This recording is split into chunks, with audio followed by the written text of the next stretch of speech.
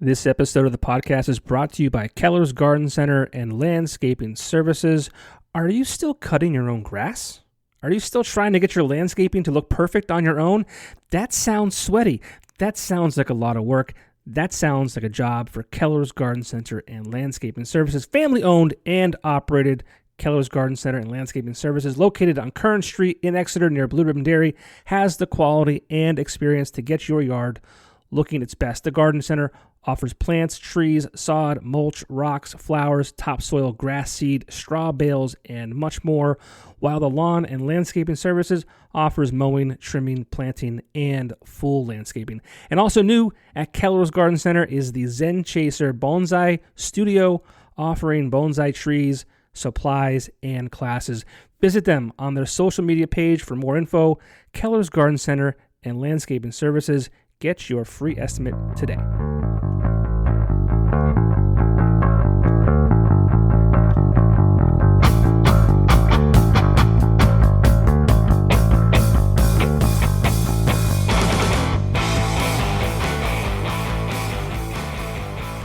The gentleman in Portland, Frank, back on the Popko Project Podcast. How you guys doing? Hello. We're doing well. I wish we recorded the pre-interview. Probably.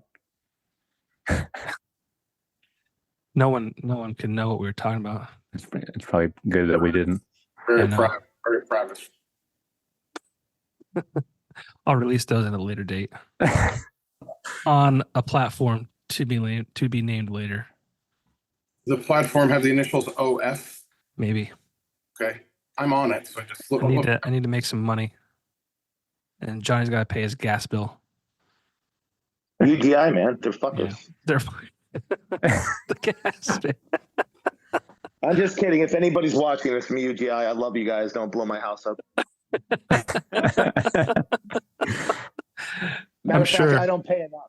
Please raise my bill. I'm sure representatives are watching right now. I'm looking forward to getting the electric bill this coming month for the air conditioners that have been running constantly. I can't wait. Oh yeah, I'm surprised mine hasn't blown up yet. It's disgusting. I can't wait till it's 10 feet of snow on the ground. And everybody. No, don't say that. Don't say that. Can't wait. I'll be out there in my shorts and a t-shirt. Don't say that. I really would still rather this than winter. Same. Even though it's awful. Same. Yeah. Ball's nice. The new PA ball's good because it's like. Don't you like fall 70. walks on the beach? Yeah. Yeah. I don't know. I'll take a Michael Myers mask any day. Oh man. But I have Paulie, Johnny, Chad, and Marty. I'm gonna start calling Chad like Chatty or Wessy. Something. All right, man. Yeah. My brother's one really good college friend used to call him Scotty, and then I was little Scotty. So that's the only nickname I've ever gotten because there's no nickname for Chad. Well, I just wanted to. Or the Chad, as I Beat wanted you calls to me. have an like a name that ended in E. Johnny, Paulie, Marty. And you're Scotty. Chud. Chuddy. My wife calls me that. Chubby. Chud. Why do people call me that? Chuddy? Well, Paul, you're thinning out these days, bud. You know, I don't know what you're doing. I can't tell you. I can't tell you. You're like you're going backwards. It's a Chet Atkins diet. I drink 6 bottles of whiskey and play guitar for 10 hours. I don't do it. Yeah, I wish. So we did this about a year and a half ago on 420, and that got off the rails pretty quickly. I've decided that I was not going to partake in any kind of extracurricular activities tonight, not even booze. And not because I don't want to. I feel bad that I'm not now, but I am going for a stress test tomorrow. Oh, okay. Yeah. I mean, I guess this is what happens when you get older. So that's what I always thought. I always thought that that's what a stress test was. But I think they like stress your body out, like physically. I've been having shortness of breath after physical activity. And I don't do much of that. But like if I walk up steps, like it's very troublesome, I guess you could say. So I went for some tests. Everything came back fine. And I want them just to say like, hey, you know what, you're fat. Because I could fix that, right? So I'm hoping Right. it's not like I see what you're saying. heart related. Yeah. But I'm 41. My dad died when he was 51. So I might have like 2 years left or 10 years left. Who knows? I'm on the 10-year plan, but Yeah.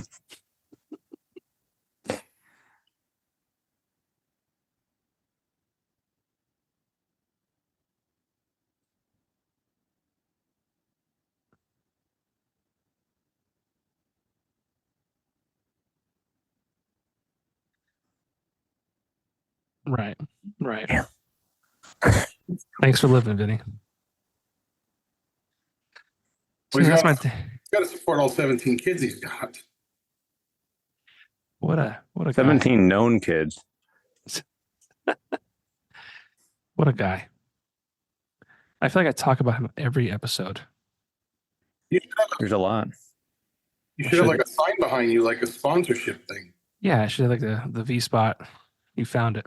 Tonight's episode sponsored by the V Spot. Yeah, maybe.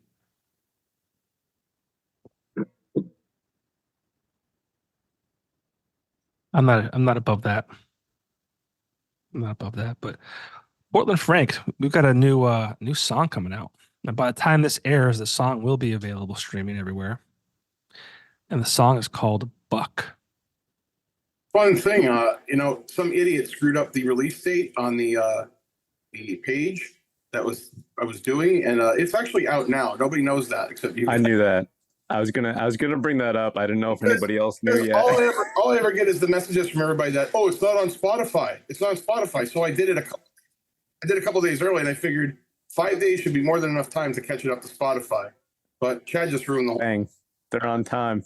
Well, this still won't air until after this is officially out, so it doesn't matter. True. Yeah, we're not spoiling anything currently. Right. The video's not out now. The video's not out till Friday. What day is that? 19th? Yes, 19th. Yeah. 19th? Is it 19th? Yes. So if you're watching or listening to this, you can go on YouTube and check out, or probably a Facebook page and check out the video. But it is out. Oh wow, how about this? Mm-hmm.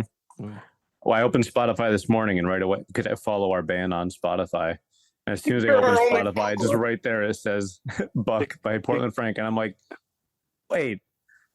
I closed Spotify and opened it again. It's still there. I'm like, what the? Yeah, today. So, yeah, how about it? Right. A little pre-release, a little premature. It's all right.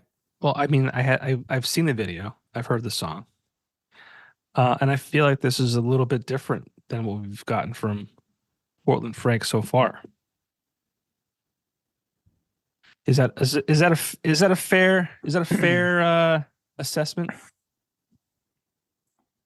I feel like even like your the promotion of the song is different than stuff you've done before.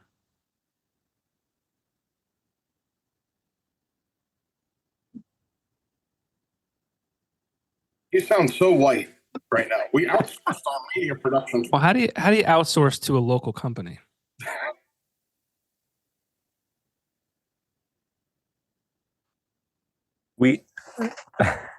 Sick. So you outsource it. You outsource it to what? Like Swarsville? Down the line? It was up to Johnny. He would outsource it to India, but they never got back to him. So thanks, Fiverr. Can you make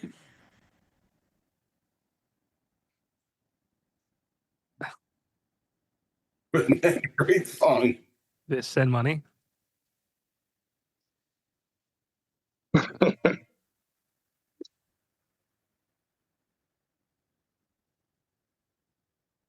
Oh yeah. I get that. I get emails from that and Facebook messages all the time. Do you guys get that too? Is that what you're saying? Okay, because I thought maybe I was just like I got hacked or something like that. Because like it's constant. And I hate it. It's worse.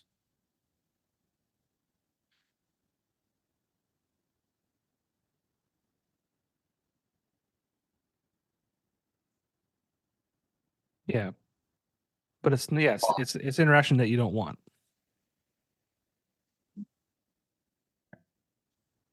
Didn't spell nickel or back right. Have you guys seen I'll that? take that. Have you guys seen the documentary? My wife. A documentary about Nickelback? Yeah. Hate to love. I knew of no such thing. How dare you? Well, I started watching it, and my wife came in. She's like, "I wanted to watch that with you." I'm like, "What?" She's like, "Yeah, I'm interested to see it." I'm like, "Okay, I'll stop." And then that was 2 weeks ago, and I still haven't seen it yet. I'm a All I big know fan. is if Chad Kroger was like, "Hey, let's produce a song with your band," I mean, I'm not going to be like, "No, man, I don't like you." I mean, why would you? I think Paul might. No, I mean, I would definitely do it. Well, I feel like they were hit makers. I mean, I'm a huge Nickelback fan, but I mean, I'm trying to think of the year they kind of like lost me. I think that's what it was. I should know this because I talk about it all the time.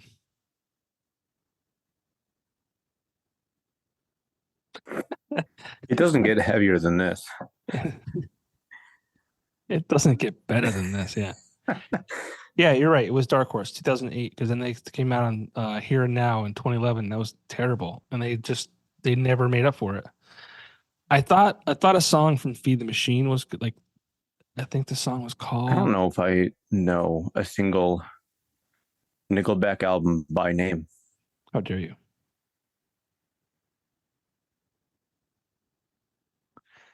And people hate the song Photograph. I love that song. And I found out that that's actually like a true like song. He like wrote that about like himself. A real photograph? Sure.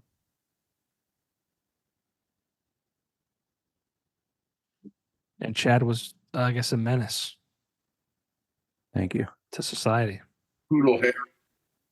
But I mean, everything up until Dark Horse was great. I don't know how we got there. How do we get to Nickelback? The guy who said that we're gonna be the next Nickelback. Oh yeah, Nickelback. Oh yeah, the spam. Nickelback. The spam. He only used CHs. I take that as a compliment. I should leave this be. Yeah. What sounds like a commercial? Oh, Buck. Okay. Okay. Well, yeah, I don't see that, but I take that as a compliment. It is a commercial. Can you talk about this? I know a lot of artists don't want to kind of like talk about what the song is about because they want it to be open for interpretation and, the listener can take it however they want to. But I feel like there is a message behind it, especially with the video. I don't know. Maybe I'm wrong, but can you talk about the song? Do I have to? I would love for you to. I mean, I got a little choked up during the video, so I would like for you to kind of talk about the video itself, if anything. You're not the first person that said that. Yeah, there's been a couple people that we've kind of gave a little pre-listen to or pre-watch to, and some very manly men were brought to tears. A good video. I mean, it's a great video. So let's start with, you got it produced by Navro Studios, Eric and Sarah. Sorry. We should say Sarah and Eric. Sarah and Eric. Sarah's the master. Ladies first. She's the brains of that. Oh yeah. Okay. Real quick, I'm a little upset because they rejected my idea. I was going to dress up in the full Predator uniform, like the whole costume, and they said no, that's not going to work. Yeah, I don't. But right. Plus, I'm not narrow-minded. I think they turned that down because they didn't want me lying naked in the mud, so you couldn't see me. I think that kind of pushed the envelope of not doing it. These were all real things that were said and came out, even jokingly. But these were all things that we shockingly did talk about with them also. They were really, really good sports about us being idiots. Okay, like 100% of the time. Really, like, okay, we should.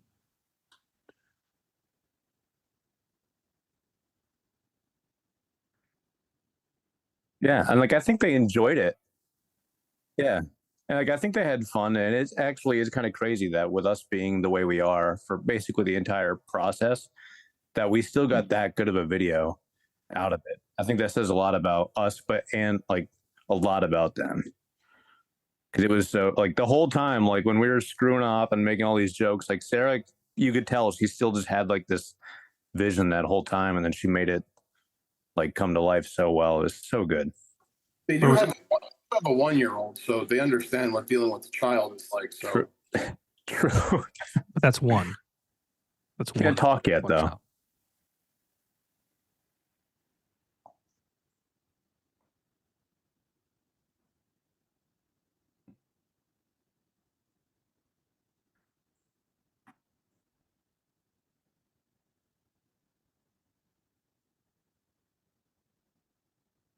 Pretty much, yeah.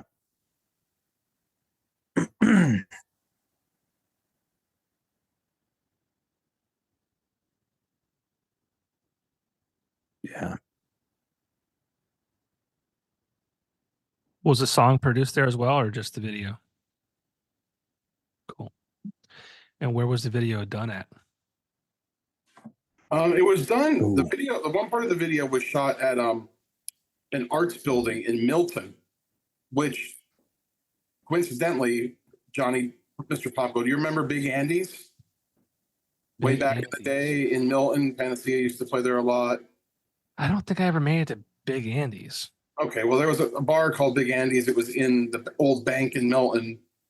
Panacea shot their We the Broken video there. Mm-hmm. And this building was literally 2 doors down from there.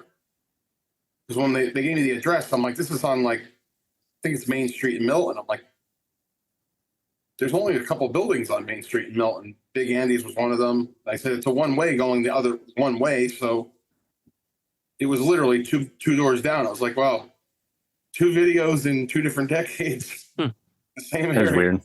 That's funny. I remember Peppers and Panacea, but you actually remember all that Peppers trips? I mean, you were I was there. You were there. I was there. I remember enough. I could envision the room. The shithole. That was fine. What I would give for a room like that right now. I would give my right arm. I mean, seriously. That, nightcaps, public access, whatever you want to call it. Blue Lounge. Yeah. All those rooms. A staircase. I keep saying that I want to open a club or a venue. I have no money. And I would probably lose my ass if I even tried, but I feel like it's like my calling. I could see that. And then it could be an exotic dance club. After hours, it could be a brothel. Yeah, it could be. Yeah. And then like late night, just problems. But no, seriously though, like I wish there was a place that was like not too big but not too small. Like, in Wilkes-Barre we had Carl Hall, which is an all ages venue. It's no longer there. Not a lot of places. I mean, we had the Jazz Cafe. Obviously, you guys have played there. In Wilkes-Barre, where else do you perform at? That's pretty much both sides. Well, the V Spot in Scranton, but so Scranton has at least a little bit more. Yeah, Wilkes-Barre. I don't know anything in Wilkes-Barre other than River Street. Yeah, that's a problem. Yeah, it's a big problem. Now that I say it out loud, it's like, wow, that's a real big problem. I thought there was another one somewhere. Yeah. But at least like another one. Scranton, you have the V Spot. The Ritz is doing some stuff. Harry's is kind of like, I don't know if that's really like a venue, but who's Jermaine? Jermaine Jones. Of where? Harry's.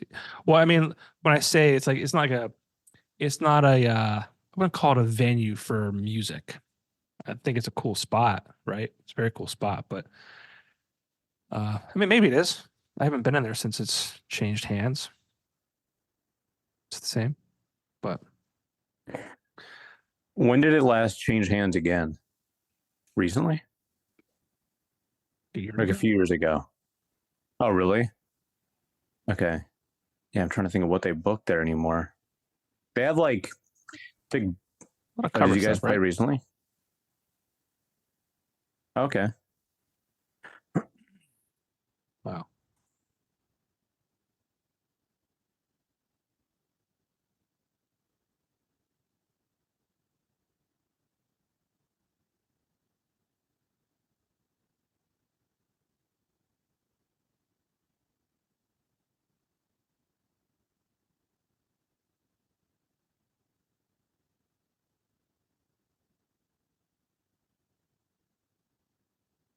Damn.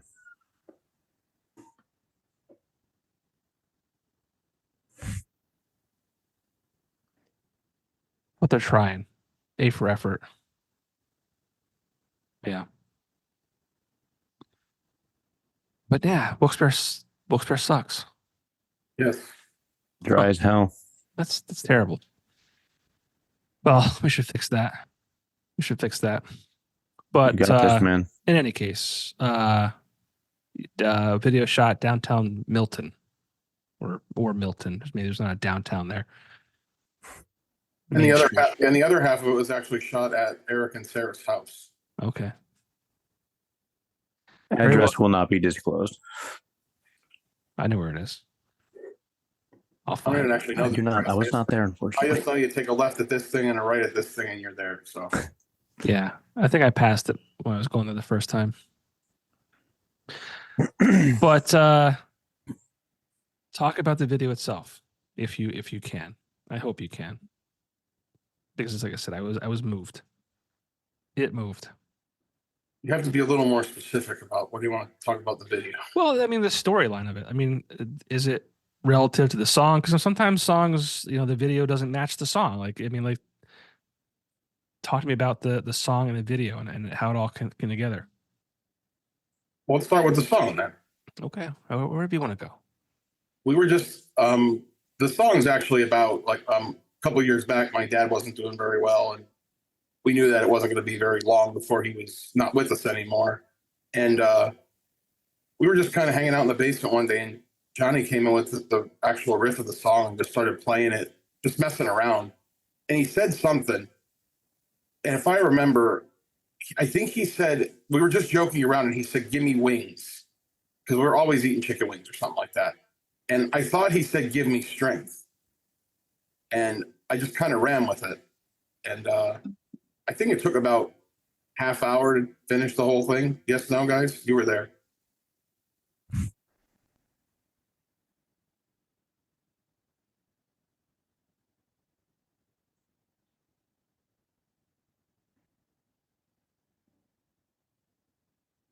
I didn't know about that part about the give me strength thing. Yeah, That's cool. Because we're always yakking about food, of course, what we're going to have to eat, and I think that's what he said. And I thought he said something else, and I just kind of went with it. And that was the start of it, and it just kind of went. Interesting. I love that. What was Paul McCartney said about yesterday? Scrambled eggs. He fell asleep, and scrambled eggs was in his head, and that's just the beginning of yesterday. I guess it kind of relates. Sure.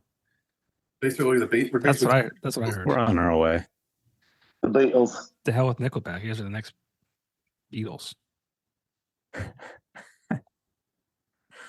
So you wrote the song, and then you made a video to accompany it. So I wasn't sure, like, because obviously there's Johnny, and then there's this man, and then I'm guessing that the man in the video is portraying Johnny's father. In this case, Paul, it's yours. Well, The guy in the video is actually John's dad. Okay, that makes sense because they do look similar. I was like, is this like? He's a doppelganger. It was a doppelganger we found Yeah. on the street. Just a Well, hobo. He was living on the street. He I looked thought like- maybe there was some CGI or something going on. You know, No, AI My is a dad thing now? actually, he came back from 1984 to protect a woman named Sarah. Never mind. I'm sorry.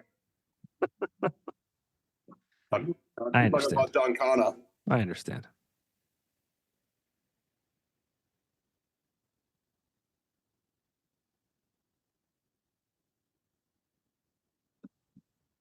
Right.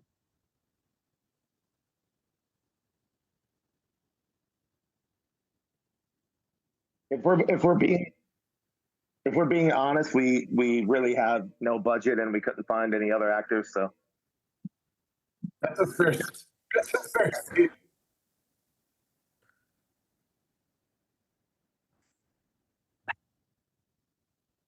But Yeah. You're like trying to find a young ape in the wilderness, running around. butch is cheap. But yeah, I almost cried. Big Daddy Butch didn't even ask for anything. So I mean, there's probably gonna be a steak dinner and You gotta give him like credits at the end, right? what was that? You gotta give him credits at the end. Oh, definitely. But I thought maybe you have more to talk about with the video. I really did. I mean, it was very well done, and again, it was a tearjerker for sure. the second part was the second part, like when because we did the part of all of us playing and stuff, and then a couple weeks later is when we did the stuff filming, where it was just me and my dad doing that one-on-one scenes. Could you guys still hear me? I'm sorry. Yeah. Okay, cool. So that for me, that was a little, it sounds weird, but it was like harder for me to do that than like playing with 4-5 other hot guys in a room. Pretty hard, but Yeah. not emotionally. And it's not because like I have a great relationship with my dad. It's not like, he beats me over the head with a cane or anything. Not anymore. Not anymore. So Yeah, we kind of stuck Johnny out on he was when we were discussing all this, he was actually not available. And he kind of threw the short straw. And then it really worked out for the best because we were able to get his dad to do it. And it all made sense. It all makes a lot more sense now. Like with having him do it and Johnny do it. And Johnny killed it. I give you a lot of credit, man. I hate Definitely. camera. I hate being in I hate pictures. So I know how that is. And he really I was there when he did it. He really put the time in and put aside all his fear, which is it was there. I know. I'm the same way, but he killed it. He did great. So the next one he could do it again. So Yeah, now you're screwed. Now you're gonna be the guy every time. And Be that guy, pal. I think too, if I was still, drinking alcohol like I normally would be in the past, doing any kind of stuff, anything music related, band related, whatever. If I was still doing that, that would have, because a big reason of why I did that was to sort of, take the edge off, which includes being, sort of afraid or whatever you want to call it. I don't know, of pictures, cameras, and all that stuff. So, it's like when you actually have to do it without any of that stuff, it sort of like forces you to go in that direction, if that makes sense, and it's like, it's a little awkward for I'm still kind of getting used to that, but it's a good feeling, if that makes sense. So you have a serious issue like in front of the camera? Yeah, even performing, as weird as that sounds, and I play out sometimes 4 or 5 times a week. I was gonna say like how does this work? Because you're in front of crowds all the time. Yeah, I know. It's just I don't know.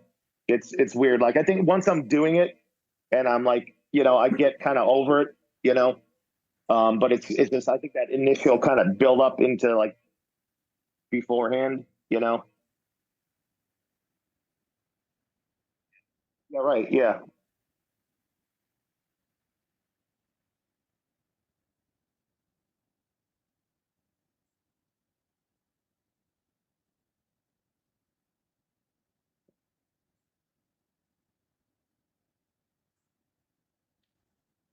Yeah, Yes. that's probably a fair thing for as a musician because you guys know exactly like, oh, that does that if I did that motion that wouldn't make that sound. Like me looking at it, watching it is like, yeah, okay, cool. Like I don't know that, but yeah, as a musician, you would know that.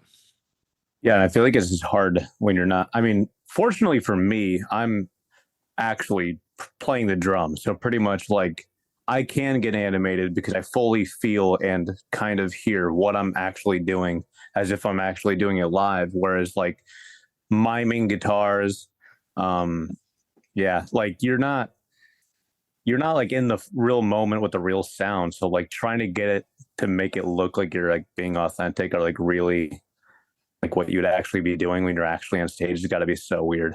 And that's what the only thing in your head the whole time. Like it's so like yes, it's I give you guys credit.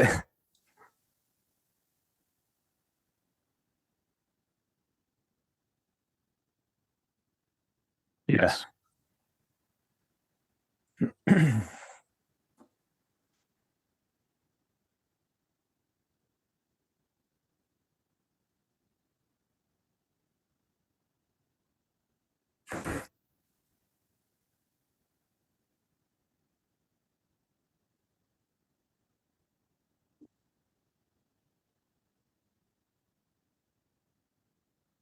Well, it's funny you say that because I was and Marty, you'll know who this is. I was in a Don't Panic video last year. And it was very weird. And they said the same thing, like overdo it, like be so animated, like, and it felt so weird. But like it's a I did great not know video. that, Yeah. Johnny. I did not know that at all.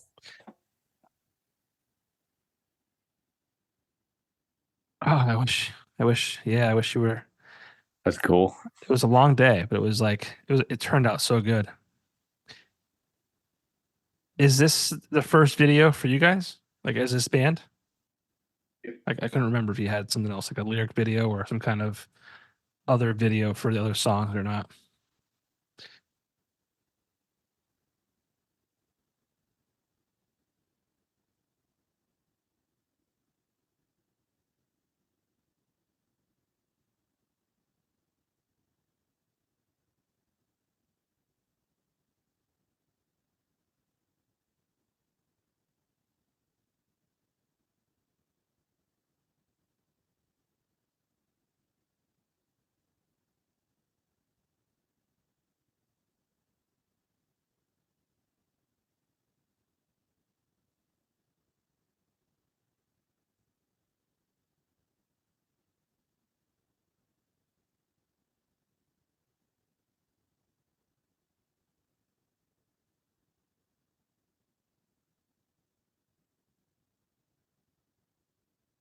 Yeah.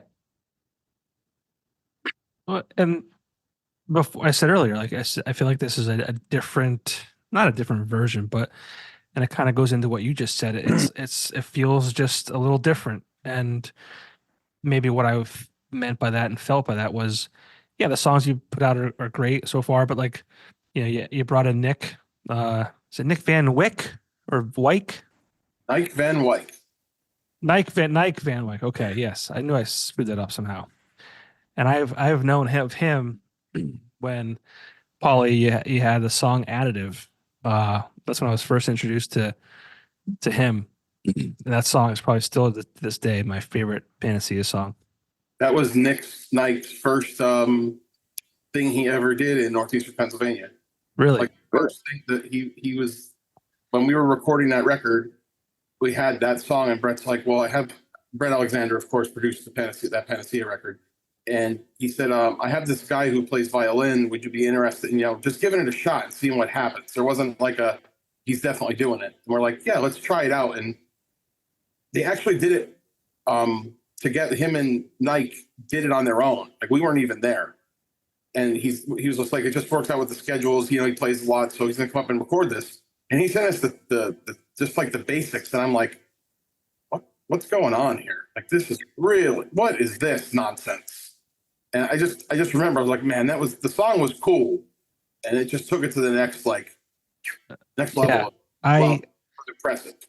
I will never forget hearing that song, and it blew me away. And I remember when you guys had your CD release party, I think that was at Nightcaps when I saw it live, and he was there for it. Peppers. It was just, well, maybe it was it's a different show because you played Nightcaps too. Yes, sir. With him. Mm-hmm. It wasn't Peppers that I saw. Maybe it was. I forget. Maybe you're right. Maybe I don't remember what I'm talking about. You were there. At Peppers? There. Yeah. I know you were there. Well, I specifically remember Nightcaps because I remember Freddie was there too, I think. Or maybe it was a different guy. I forget. But I remember Nightcaps vividly. And he was there at that show too, I think, right? It doesn't matter. It doesn't matter. He played a bunch of shows. All I remember is that song was amazing, and Nike just fucking took it to the next level. And so I kind of had that vibe too with this song.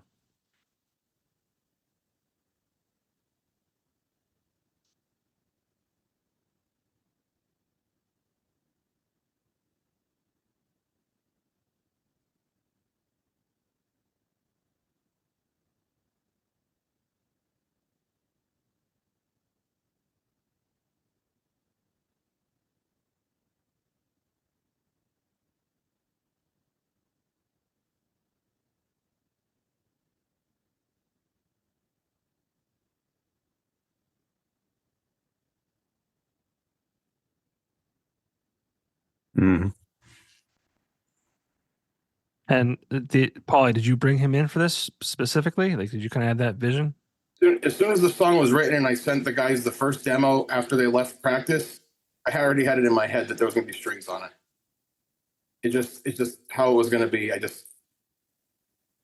was it. I'm like, this song was going to need it. And right from the get go, I was, letting them know, I'm like, there's going to be strings on this song. I think a lot of, I want to say local bands because it's not particular to, here in NEPA, but there's been a lot of that, just adding those little things that really kind of take songs to a different level. James Barrett has a song that off of his album with a trumpet. And I think also of a violin at some point with his stuff, but like you guys, and there's been other stuff as well, but it's cool to kind of hear and see like the, artists here kind of expanding the songs, I guess you could say. Sometimes people are just afraid to take that chance. Like, oh, it's too different or it doesn't belong. Like it's all music. Like, yeah. Mm-hmm. So Much Hope Buried, Eric Navrosky's band. They have saxophone in some of them. Yeah. And it's like, they're like, I don't know if they're considered like an emo band or whatever you want to call it, but there's like there's sax in it. I'm like, that's so cool. Nobody would do that. Those boys crazy. Yeah. None of these bands have though. What's that? None of these bands have a fart pedal. No. You have a fart pedal? I have a guitar pedal that farts. Yes. Did you use it out live? I've got it from Christmas. She hates it. Use it, yeah. You're right. No one else has that. You're absolutely right. So, did you guys can have your violins, okay? Did you? I like that cup, Johnny. Is that a kid's cup? Is that your Finding Nemo cup? Yeah. Yeah, it's Burger King. Yeah. I think my kid has the same one. He's 5. Well, he's 6. He got it when he was 5. Kind of 5 in my head. You're talking about Eric. He produced an album by an artist called Sutliff. Have you heard his stuff? He had a song. It's called "Chick Shinny" that kind of blew up locally. Just they were talking about how they use different sounds in some of that and in their songs, and I think one was like, I'm probably gonna fuck this up, but like it was like just keys like dropping, like just weird stuff that Eric was like, let's try this. This is gonna sound cool, and it does. I don't think this area knows enough about Eric and Sarah and what they're doing over there. True. 100% The amount of talent in those two individuals is just stupid. It's a great studio too.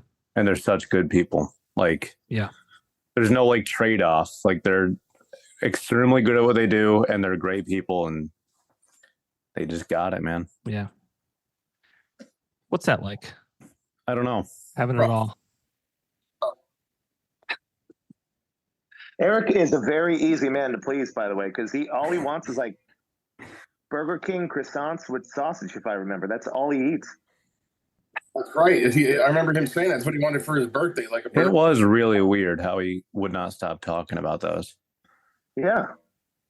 I mean, if he's in the room with us, it's kind of like when we talk about chicken wings. So, I mean, it's kind of the same thing.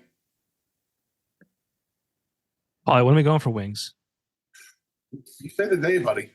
I'll eat them 24/7. I don't know what's good. I might go for a stress test with you. Let's see how tomorrow goes, and then we'll go from there. You'll be like, "Oh, I can't go for wings anymore." My wife said, "No, I'll do like my last meal." Like the last, like you're gonna be fried here. What's your last meal? Chicken wings. Yeah, chicken wings. Yeah, it's hard living in northeastern Pennsylvania. It's like everybody says, "Oh, Buffalo." I've been to Buffalo a handful. Nah, man.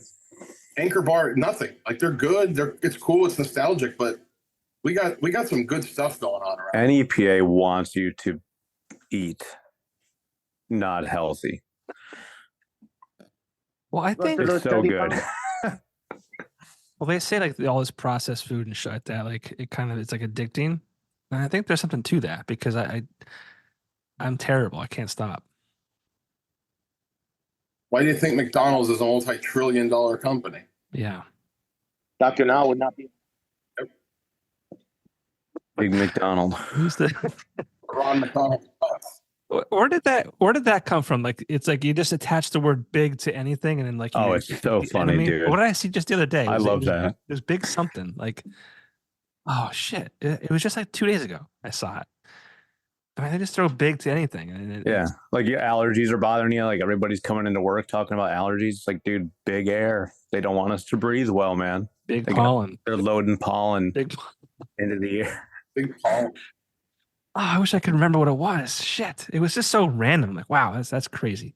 Better get your memory checked too when you're at the doctor there, buddy. I used to have a great memory. You need a cognitive test.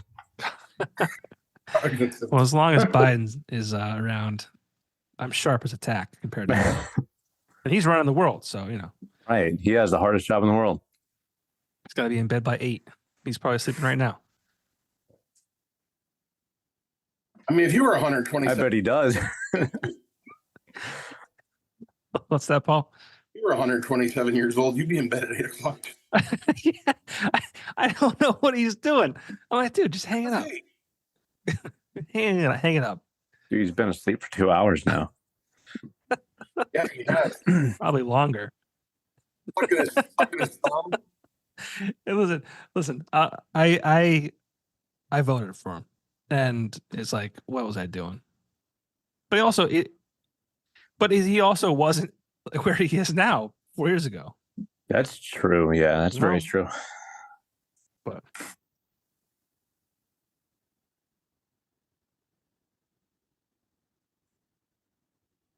right. That's a very good point. Well, I feel like we shouldn't talk a lot about politics because today we're recording on July 15th. This probably won't come out until July 26th. So a lot's going to happen between now Very true. 2 weeks from now. But I mean, we are living in a crazy, crazy world. And I would feel bad if we didn't talk about it. Like, I don't know what has happened to us as a society. And I'm thinking social media has made us all mentally ill in some way, some kind of form. But Yeah. I was mentally ill before social media, so I'm not going to blame the social media. well, I'm saying like people who weren't or people who were a little mentally ill, like it has been exacerbated by social media. And I mean, we had someone try to assassinate a former president like 2 days ago. It's and like I see so many people on Facebook posting like they shouldn't have missed or like my Wild, favorite dude. one. This is still a human being. Like I don't care what. And somebody did die. Oh yeah, someone did die, right? 2, counting the person that tried shooting him. Yeah. So, but I'm seeing like there's these posts on Facebook. People are like, I hope you're this concerned. When it happens to a third grader or whatever, and I'm like, I'm pretty sure we're outraged when it happens to little kids. Like, is it worse for when it happens to children? 100%. Like that's terrible. But it's also terrible if anyone is murdered. And I just think it's crazy. Like just people are so nuts. engulfed in just being right on social media to where they're not even actually considering what it is that they're arguing or what they're saying or claiming to be like this passionate about. It's like you're just passionate about wanting to be right on social. That's it. Where it's like, okay, maybe you do feel one way or the other, but it's like arguments aren't just, arguments or just kind of like, I think this is kind of right, or I think that's right. It is extreme this or that. And you have to go extreme this or that to be right. And it's like, it's so bad. People aren't thinking about what they're saying. And like, it is like the worst thing that has ever happened to us. Yeah. Mm-hmm. And at the end of the day, all of these people could give two shits about us. All politicians, all these rich people do not care one bit. And everybody walks around like whether you like one person or another person and think that they're benefiting you in some way, you got your head right up your ass. There is also that entire side of it. Yeah. They're not doing anything for us. They're doing everything for themselves. They're all got each other's hands in each other's pockets. They're all investing with insider trading information. I mean, it's just ridiculous. And major corporations are making mad profits off of screwing us, and they're letting them do it because they're making profits right along. You're giving me a boner. I figured once I got started doing I see that table right. Look, PDB right there. Johnny, the floor is yours. Sorry, I'm going to get on the political. No, I like when he gets all, angry and he puts his face on his hand. It's true. Yeah. Do that right now. Yeah. Good plug, Martin. Very nice. That was well done. You get a raise. Too much social media for you, guy. For this guy. I can't get off social media because I keep buying guitars that I see pop up on Marketplace. That's the way to go, though. All right. I complain about social media and then I stream myself playing video games all the time. However, that's wholesome. I'm just playing games and just like, if you want to just come hang out. Naked. But I do take advantage. There are things to take advantage of with social media, but overall, 100%, grand 100%. scheme, worst thing that's ever happened to humanity. Yeah. Easily.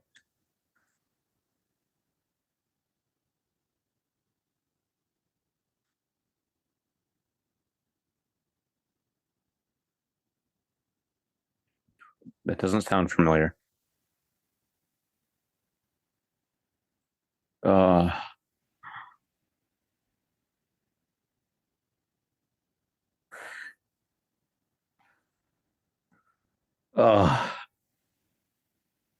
And he goes by Jet. Oh my God. I hate this guy already. Sounds like a baseball player. If he was a baseball player, it'd be cool. Benny the Jet Rodriguez.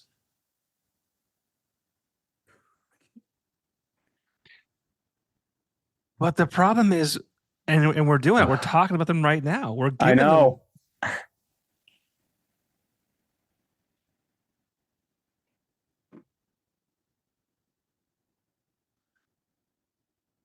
Makes me want They, they love the money that they're getting from views. You've bought in. You've been brainwashed. You've been compromised. Marty's compromised. I buy that. I go I'd buy through that this for a dollar. personal battle almost every day with social media because I've grown up my whole life a diehard sports fan. Pretty much almost any sport, if I'm not a huge fan, I can appreciate. And sports social media is a complete fucking joke. Like, there's not many more things that make me more angry than sports media at this point. It's making me hate a lot of professional sports because that's what it's all built on now. And like, It's hot takes. I hate that every day I'm like scrolling through Instagram, I'm seeing some just spewed out stupid like comment fishing post from Sports Center about Bronny James or whatever. No discredit to Bronny James, but it's just like there are huge things going on in sports and we're sharing like Bronny James like uncontested layup and like making some kind of stupid just because they know people are going to comment on it. Points. Yeah. Exactly. But they know people are going to comment, even if half the comments are hate comments saying like, why is this a post? Why is this post? I'm unfollowing. Why is this a post? Like, that's, if you look at the comments and you could scroll for 10 minutes and not see a single like good comment, but that's not what gets them paid. It's just comments get them paid, interactions, shares or whatever. And like, I get so mad because I'm like, this post is so stupid. I see what they're doing. I know what they're doing. But then like, I catch myself sending it to my group chat and like saying something about it. I'm like, I'm part of it. It's so annoying. But it's like, I want to unfollow all of these sports pages and stuff. But I'm like, I'm already so detached from like professional sports anymore that, and it makes me sad because I loved them my whole life. But I'm like, I want to find like alternative like pages to follow because I don't watch TV a lot and I don't always watch everything that's happening live sports, but like that's where I keep up with it. But like what you get by just trying to keep up with it that way, like through Instagram or whatever, you're just seeing such nonsense all the time, dude. It's like LeBron James post, Tiger Woods post, Tom Brady post, like guys that are like half the guys don't even play. Like Tom Brady doesn't play and he's still relevant. Bronny James is like mostly everything. And he's like, I don't know. It's just, it's so stupid. It is all just about whatever's going to get the most interaction and not actually like cool things happening. But it's, well, I mean, I hate it. I hate it so much. Dude, I'm on your side because even like there's like food pages and stuff and they'll like just take pictures of like a Burger King versus McDonald's. And if he's watching this and listening to this, I'm not making fun of him. I mean, but it's like, you know, who you got. And it's like just a picture of each. And hundreds of comments. Just people like, McDonald's is better for X, Y, or Z. Or fuck you, Burger King is the king of burgers, whatever the fuck. It's like this guy posted a picture of 2 trash burgers and is getting all this interaction. A food enthusiast page. Yeah. But like, and it's like, good for him. I mean, he figured it out. You know? No, it's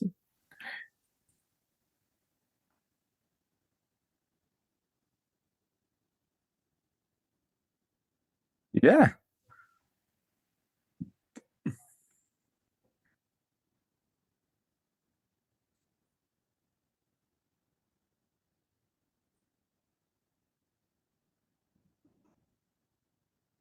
On purpose.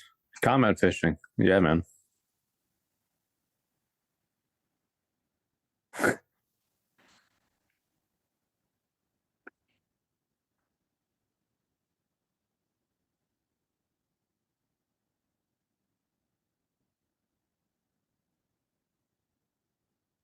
Right. Mm-hmm. Yeah. It's manipulation. And I understand it, and like I can almost appreciate like that is a smart move, but like it's just the fact that that's like fully taken over, like Sports Center, ESPN, like Bleacher Report. I think I unfollowed a while back, but like, and I want to unfollow all of them, but like I want to have some form of sports feed because that's where I see my stuff. So like there are alternatives, but like a lot of the alternatives even are like seeing like this is kind of what we have to do to grow our following. So like they're starting to buy into the whole purposely make a stupid something controversial on purpose but make it seem like we're like genuine, just so we can piss everybody off and get people arguing in the comments, whatever. And it's like, can't you just like share like good stuff and like just actually show me cool things that are happening? Like, I don't need to see. Well, that's like Stephen A. Smith and Colin Cowherd. Like they all say shit that they know I think is wrong, just to fucking get people. Oh yeah, just get fired up. Yeah, man. There's no way. You know who? Are you a big sports guy? I follow basketball, baseball, football. I don't get into hockey, but I mean, for the most part, yeah. I mean, I work for a sports station too, so it's like I kind of have to be a little bit knowledgeable in it. I have become the biggest Shannon Sharp fan in the last like year. Like mostly, I like watching him on First Take. I don't watch First Take a lot because, again, you're not getting a lot of really good sports coverage. You're kind of just getting more like, just polarizing like arguments and stuff. But dude, his podcasts and like his interviews that he conducts are so good, and he's just like real, and he's actually talks about stuff, and he's not trying to like say things to be like, to get people to interact and comment and share stuff. Like, he's going to get that just because of who he is and like and what he discusses and who he has. But I mean, yeah, his stuff is like actually genuine, and it's so hard to find that anymore, dude. I'll have to check that out. I haven't given it a chance. His stuff's really good. He has his podcast with him and Chad Ochocinco, and he's send him our video. I would love that. Yeah. So how can we, like, because I'm poor at it too. Like, so obviously you guys are creating awesome things, great art, great music, all that kind of stuff, right? You're putting, you're scrapping together money.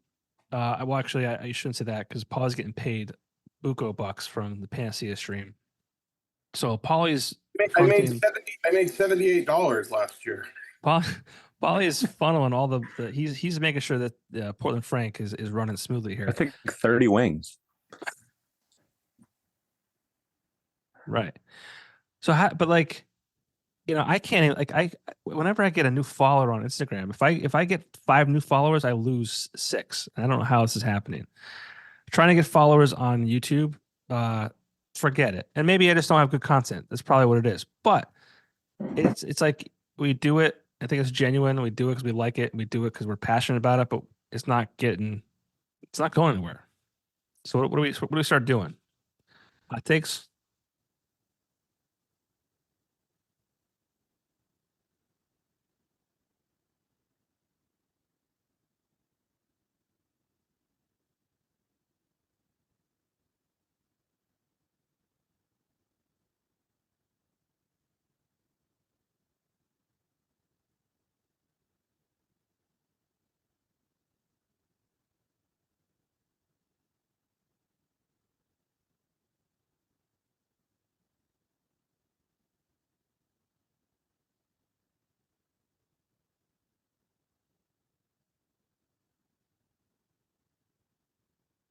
Right. Sure. Yeah. And who has the time to fucking do all these, like, you gotta do Instagram Reels and then fucking Facebook, whatever the fuck those are called.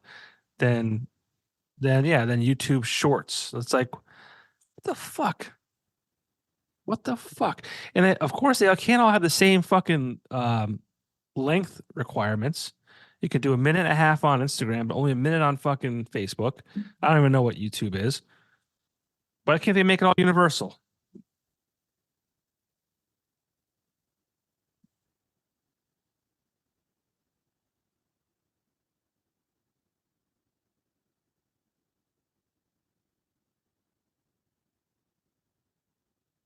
Right.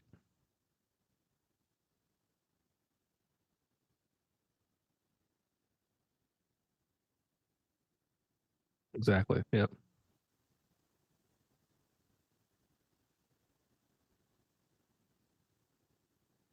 Yep. So much easier before social media? Say that again? It was so much easier before social media? Doing a fucking bandbox in the weekender, bro. Life. It was so much easier.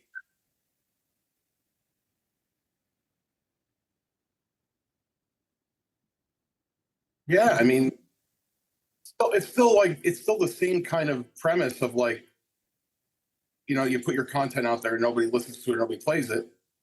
there were many times, we had radio stations that wouldn't play it or wouldn't even give a listen to it. It's the same. It's just a different platform now.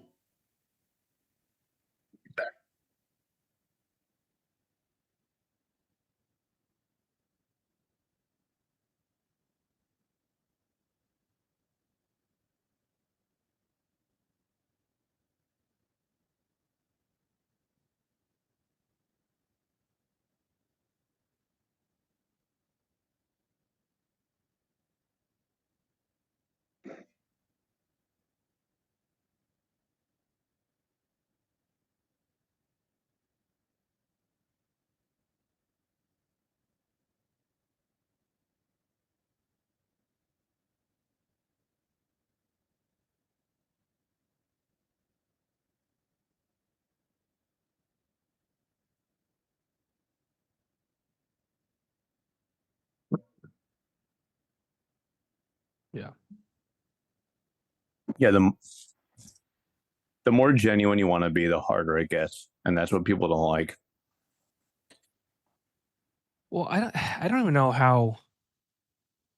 I mean, Marty and Chad, you were on the younger end of things compared to us old guys, but like, I don't even know what kids do anymore. Me Nothing. neither. Nothing. The closest thing I do to being young, like as I was mentioning before, is like, well, I play a shit ton of video games. Like I might play more video games now than I did as a kid, and like I stream to just strangers, which is like a thing that a lot of young people do, and like a lot of like older generation can't really grasp like why would you even do that. That's not helping the economy, Chad. Yeah, no, Fuck. It's not. I enjoy it, so. But as far as what kids do, I don't really know, man. I think about that a lot. Like I think about like, I don't know. Like, how do you reach them? When I was growing up, I used to go break stuff. So, I mean, I don't know. Like, yeah. Me too. And I'm not saying that that's a good idea for kids to do. Yeah, you just listen to a lot of Limp Bizkit. Like a chainsaw. What? Motherfucking chains.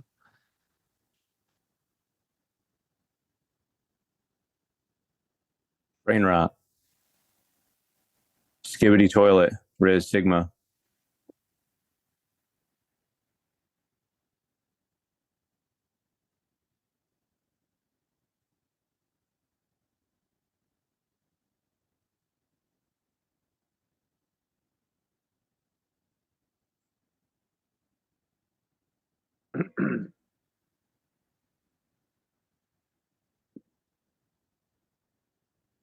Mm-hmm.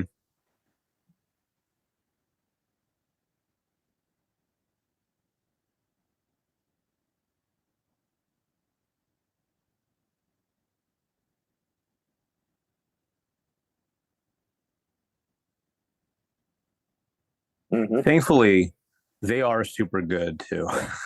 It's not like they're just like but they're pretty fucking good too. Yeah. Yeah. Right. Yeah.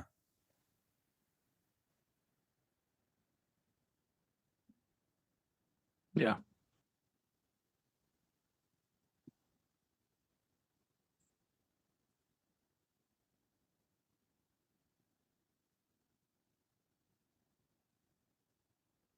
Yeah.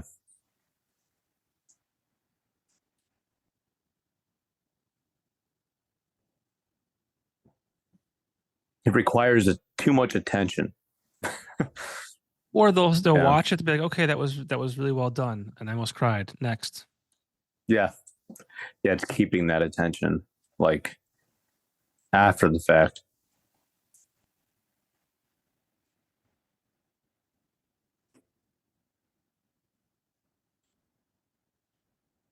You're only as good as your next thing. Mm-hmm.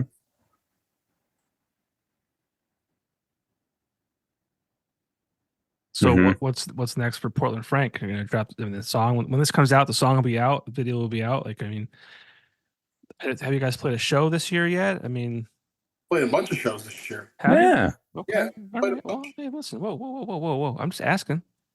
I thought you were bro. I thought you paid Back attention. off, bro. I thought you paid attention to my TikTok feed, bro. Listen, I pay as I much don't attention TikTok. to your shows as you pay attention to whether or not I still do this podcast. I knew that you were going to say that. How did I know that you were going to say that?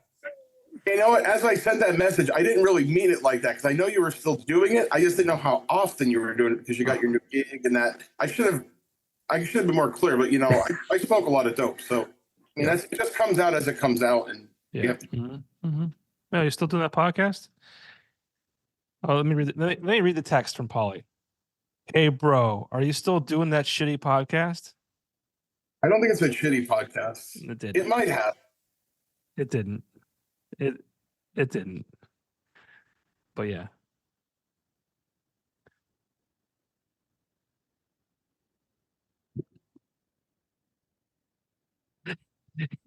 It definitely is. That's just because it is. It has to be degrading, right? Sup, ladies, sup, lappers. Yeah, I love that. Even when I don't respond, I do love that. I thought the old generation still harasses the younger generation. Bro, you're the problem, Polly. You're the fucking problem. This is why there's kids out there trying to shoot ex-presidents. They get bullied. Getting called a lapper every day. Why you got to put that on me, man? I mean, dude. So there's definitely like a correlation to that. Now, see, I come from the getting a little bit like maybe an elbow in the hallway isn't a bad thing. I remember when I was a freshman in high school, there's this kid. I can't remember. I think it was Chris Matzel was his name. I think it was Chris. I know his last name was Matzel. And I didn't have to take gym class because I was in sports. So if you were in sports, you didn't have to participate in gym because like you don't want to get hurt or whatever. So he would make me give him my shoes because he would always come to school with fucking sandals on. And you couldn't do gym with sandals. So he would make me give him my shoes. That was probably the most bullying that I got because obviously I didn't want to give him like this kid's fucking sweating around in my fucking shoes and I got to put him back on. That sucks. But I'll take that compared to what like real bullying is. But there's this kid in high school. He was bullied all the time, like not so much physically, but mentally and verbally and shit like that. And then he was one of those kids or people that were involved. I don't know if you saw it in Wilkes-Barre. They found the remnants of a body that was buried in a basement. Yeah, I remember hearing about that. He was like involved in that, and it's like I remember seeing his like mugshot in the newspaper, and I was like, same face. He had this like these sad like eyebrows, like, and I'll never forget it. But he would be fun of on the bus, like he thought he was a Power Ranger, and like every kid thought they were like a Power Ranger or a Ninja Turtle, but like he was like in junior high, high school, running around as a Power Ranger. But kids made fun of him. They picked on him. I always felt bad. That's awful. I was on the bus with him. It was a really sick bus, and I was always like, "Man, that sucks." But I was like, "I'm just glad that's not me." And I feel bad even think about that now because you look back and it's like definitely a lot has played into like his upbringing and I don't know his like his home life and shit like that. But yeah, it was just what I'm getting at is there's definitely like a correlation between being bullied and picked on and then how you react to that. So I was like, if my kid ever got bullied, I'd be fucking real pissed. But put an end to it, or make sure they're capable of putting an end to it. Yeah, I don't know how you. I hope I never have to deal with that. Yeah, it's tough because now it's gotten to a point where 95% of it's happening on social media, right? Where like, a kid really can't defend himself. Not that it's like it used to be, where like a kid goes to school, he's getting bullied, he finally musters up the courage to just pop somebody in the face, and like now it's gonna be that kid who he punched, parents are gonna make a huge thing out. Like it's whatever. Back then it was that was a little bit more likely to happen, and not many big repercussions would come from it, other than that kid would just probably stop getting bullied, at least to the extent that he was. Now it's like all of it's happening on social media. What the fuck can you actually do? Where like it's just all, and that's and like people, especially younger generation, like live on social media, like especially if they go to school and they're not really like talking to people, where like not a lot of their like stuff they have going on revolves around that. It revolves around, them at home on their phone, and that's all you're seeing. And that's just like, I can't imagine how much more like emotionally damaging that is than, going to school and have kids ragging on you. As awful as that is, and some kids don't ever muster up that courage to do something like that, and then, they never, like, years down the line, they fly off the handle and do something crazy. But like now, it's like when it's just on social media, which is also like, it's one thing to have just something said to you or done to you or whatever. Like, that's like a one-off thing, where like social media, that just stays there, and then people can read that, and then people can come back and read that days later, and people, like, it's immortalized basically. Yeah. So it's like even worse to just have that stuff out there. Like, I can't imagine how awful that is. And like, I remember when we were in high school, Marty, I don't know if you remember or ever heard of an app called Burn Book. Do you remember that? Yeah. So I don't know if, so Paul, Johnny, and John, have you guys ever heard of this? I've heard it from Mean Girls. Okay, so Burn Book was an app that came out, like, I wouldn't say at the peak of social media, because it is and continues to be at its peak, but like it was when social media was like just like hitting, basically, like it was basically just like hitting the young generation and becoming what it is now, where like all the kids were all basically transitioning from living their lives in person the way we should to just social media. And then this app comes out called Burn Book, which is literally a fully anonymous app where I actually never had it, and I don't even think I ever really saw it with my own eyes, so I don't know how it works. But all I understand is that it was a fully anonymous app where people would just share horrible, like, unknown things, or just say terrible things about people in your school, and nobody would know who it came from. And then you just go to school the next day and you live life with that information now known by everybody. And it was fucking wild. It was like, we had assemblies. Yes.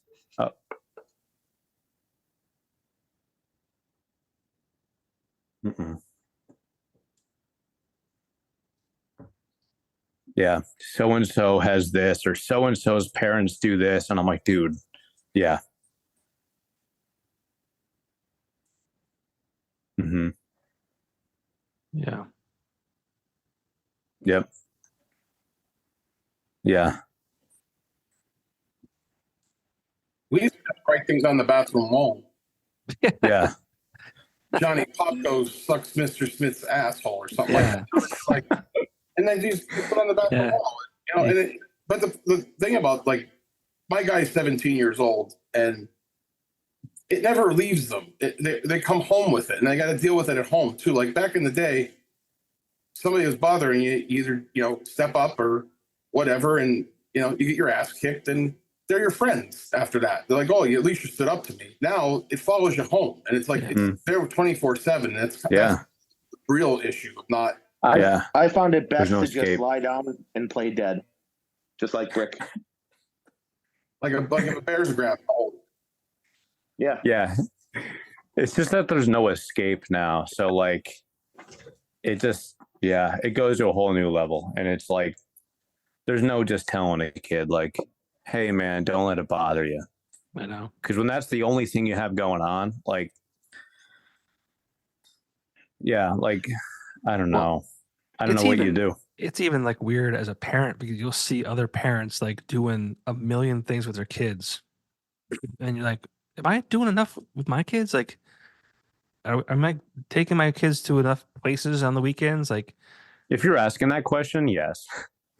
But yeah, it's just nuts. Like, I'm busier with my kids now than I ever was, like, as a kid. Like, growing up, I remember I would go to, I think, a Red Barons game once a year, maybe with the baseball team, but like very rare, maybe once every 2-3 years.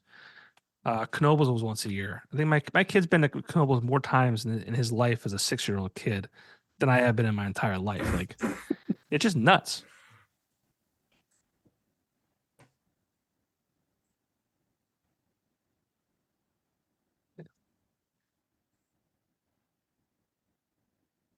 And it's free to get in. Yeah. True. But then you will also start to, because I feel like I kind of am, but you will also start to approach that age again where you're like, that's really far away. Yeah.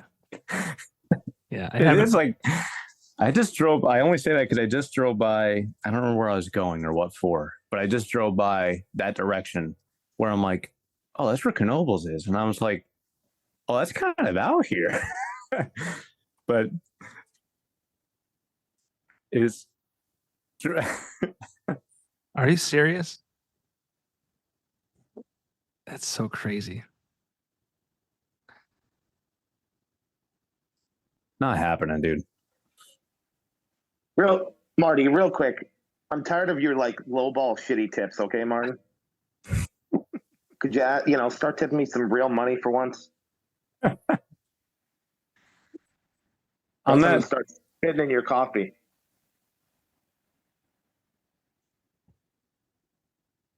Yes, because I want more.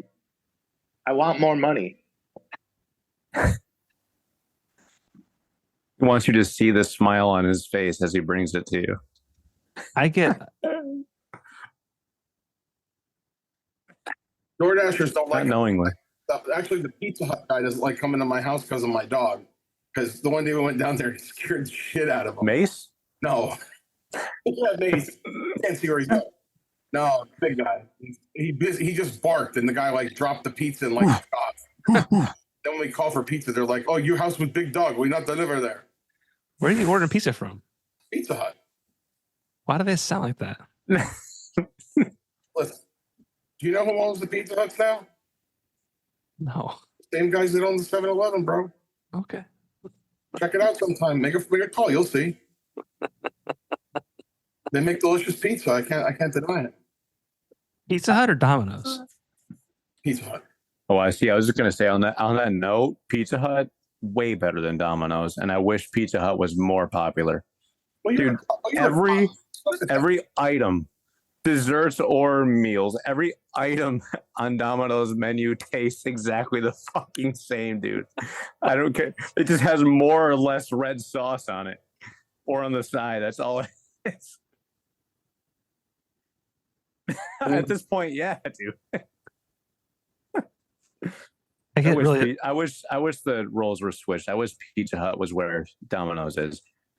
Yeah. Just shame. I don't think I've had Pizza Hut since they came back. Nobody out pizzas the Hut, bro. They're still doing fine, I think. I just feel like Domino's are like every 2,000 feet, and Pizza Huts, I feel like they're like every few towns you might have one, or at least around here. Well, Domino's has everything on lock. Like their app, like you can see when like they get it. Yeah. When that goes into the oven, like the whole process. Plus, they're fast. I was in Boston. The kids there's guys living on bikes. It's like we ordered it, and like 2 minutes later, the we're getting an alert that it's the lobby. I'm also just sour toward Domino's because of what it's done to me the last like 2 or 3 times I've eaten it. What has it done? You want like good detail or? Oh yeah, like color, texture, or temperature. Stuff, my Because you can probably imagine. Like physically, it has done to you?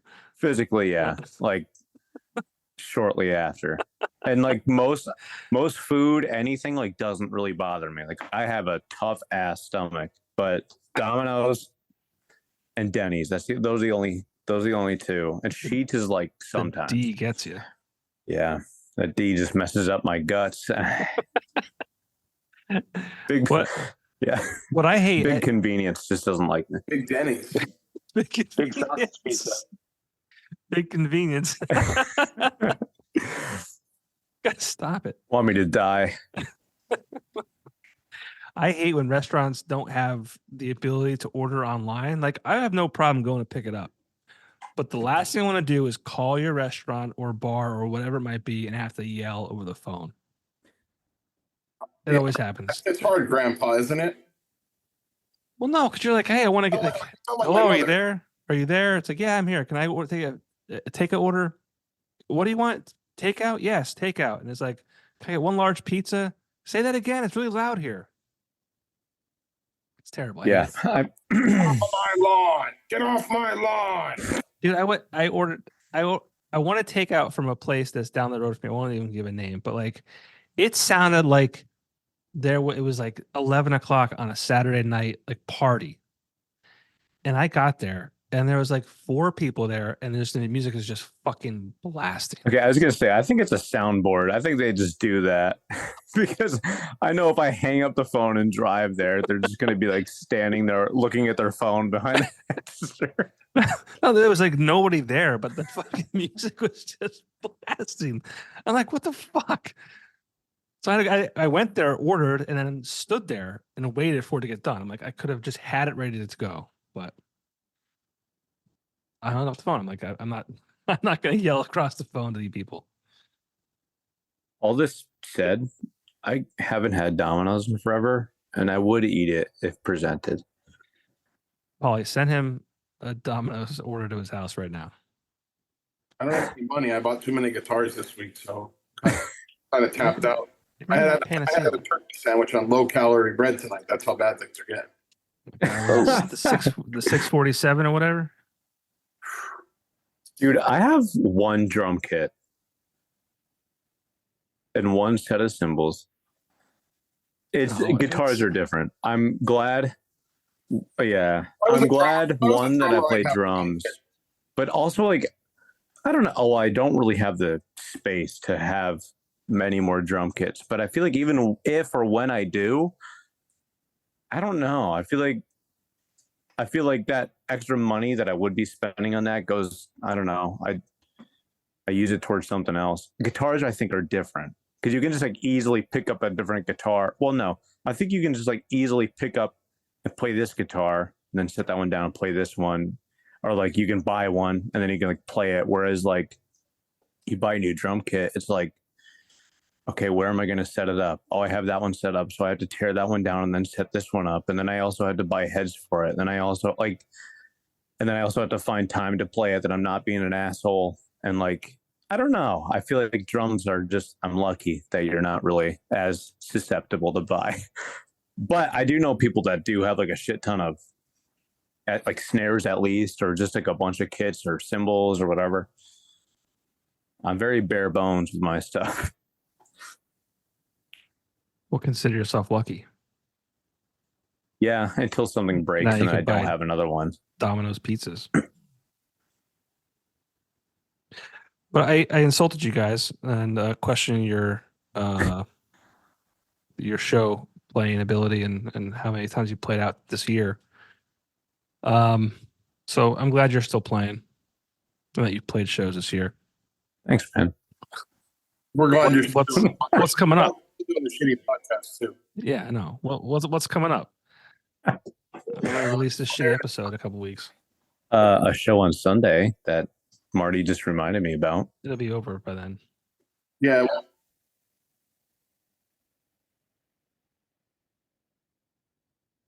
Yeah. All right. Stuff going on in August. Some local stuff. I can't remember off the top of my head. So are we just going to release a song and let it kind of go out into the universe and see what happens, or what are we thinking here? Because this is different. It's a different song. What do you want? What do you want us to do? I'm curious. So what? I don't know. It's kind of like when I'm at rehearsal and we would go over something. I'm like, "What do you guys think?" And everybody just stares at me. Like, well, I guess you're the brain. Okay, I guess I'll just do this the way I want to. Well, do we have more music lined up, or what are we doing? Like, you're like Crane from the Ninja Turtles, you know, like. What? Better lay off the Cray, Tom. Love it though. I know you do. You're looking handsome. You're looking very handsome tonight. That's all. Thank you.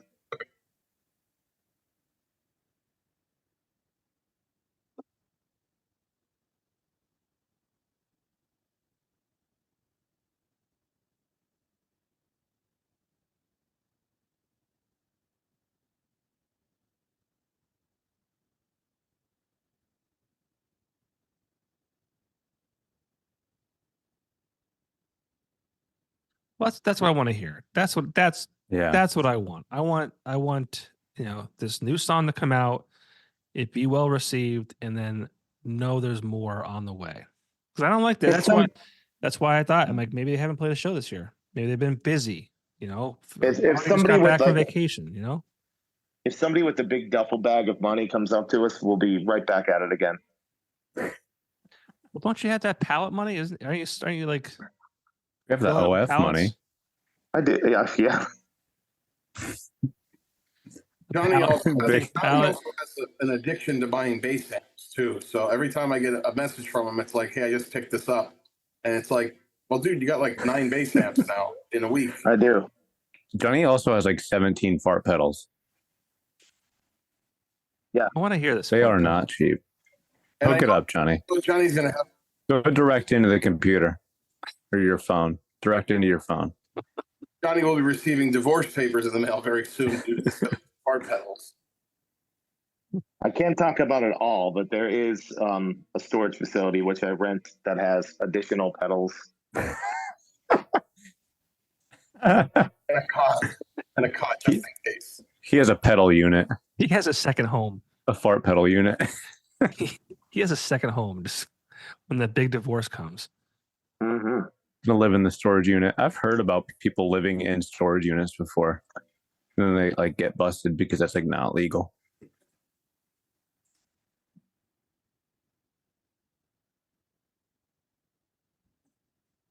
Yeah, a little bit, yeah.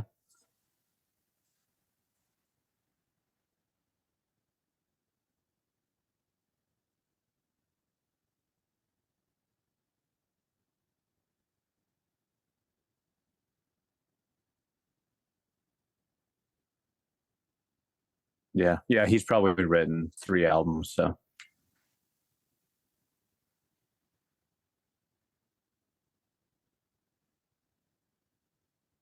Yeah, the last episode, Paul had revealed that he's the writer of a lot of this stuff. The head honch. Yeah. I didn't reveal it, actually. Chad revealed it. So Did I? I'll shut. Well, if I don't, Paul will, so. He'll tell you.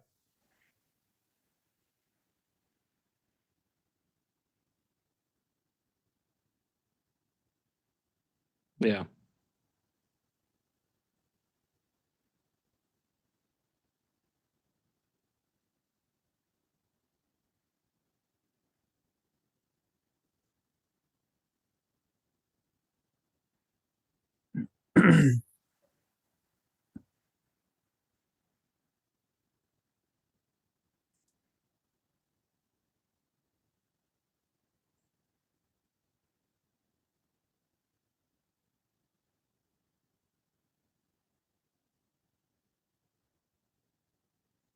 It's hard. It's super hard to do.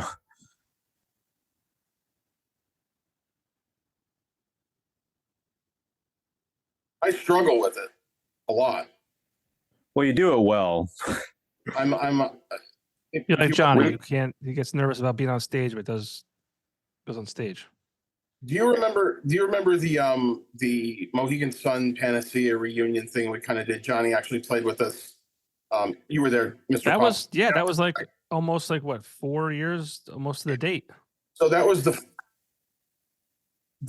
first big show I played not high as fuck on pills ever in my life. And I was scared shitless to play it. Granted, I was prepared. I mean, Johnny knows. I put the hammer down on everybody. We were ready to go. And Believe that. as soon as the first note, I was like, oh shit. Oh boy, here we are. And everything looks so much different. And had to go with it. So that. True.